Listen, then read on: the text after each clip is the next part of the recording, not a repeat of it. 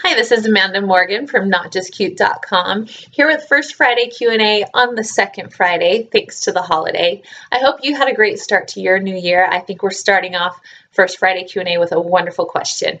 I got an email recently from Swathi in Mumbai, and she's asking how she can help her teachers understand what developmentally appropriate practice is, what it means in their classroom, what it's going to look like for them in their classroom. And this is a wonderful question. I'm so glad that you asked it.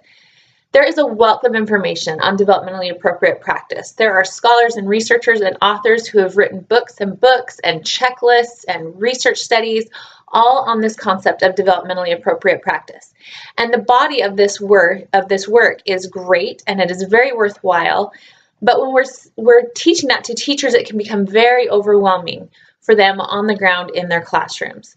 So when I'm working with teachers or speaking to groups about developmentally appropriate practice, I have them really focus on what that means for them in a more solid way, in a more a boiled down version of what all of these checklists and all of these books, which are again important, to bring it down to just a smaller, more focused concept for them to be able to apply it in their classrooms. So I start by just implementing one word, and that word is respect. If we start with that understanding that we approach our classrooms with an underlying culture of respect, that gets us off on the right foot. Then I elaborate a little bit, giving 3 criteria. The first is that we have respect for childhood as valuable and valid in and of itself. We recognize that the goal is not for us to just quickly move children through childhood, but recognize that childhood is an important developmental period, and that should be honored, and that we should be using it as it's intended, not just racing through it. The second is that we respect the larger developmental process, feeds off of that first one. So recognizing that development happens in a process in generally a predictable order, that a base level is developed first and then we build upon that. So for example, we don't just walk into a classroom with the goal that children will read. That's an upper performance level. But we start with that developmental process. So with our toddlers, it's just simply having them page through books, having board books, and being around them, being engaged in song and conversation. So recognizing that layer upon layer and recognizing where we need to start in that developmental process and supporting children through that. So recognizing the larger developmental process and honoring that.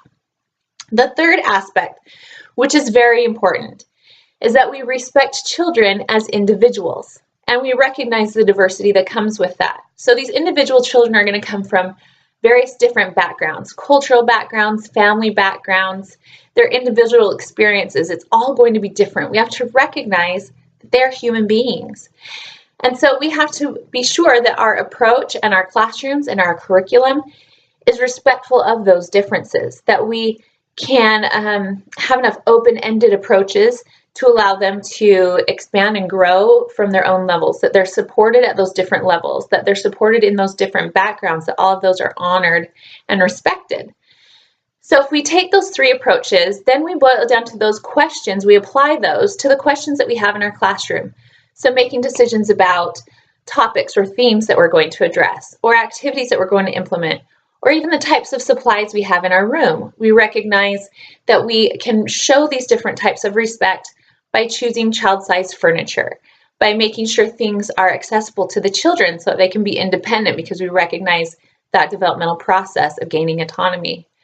We recognize that when we plan our activities, that they're open in supporting children at different levels. So, for example, we have more open-ended activities. We have more discussion and supporting children in their different abilities, their different interests, their different backgrounds.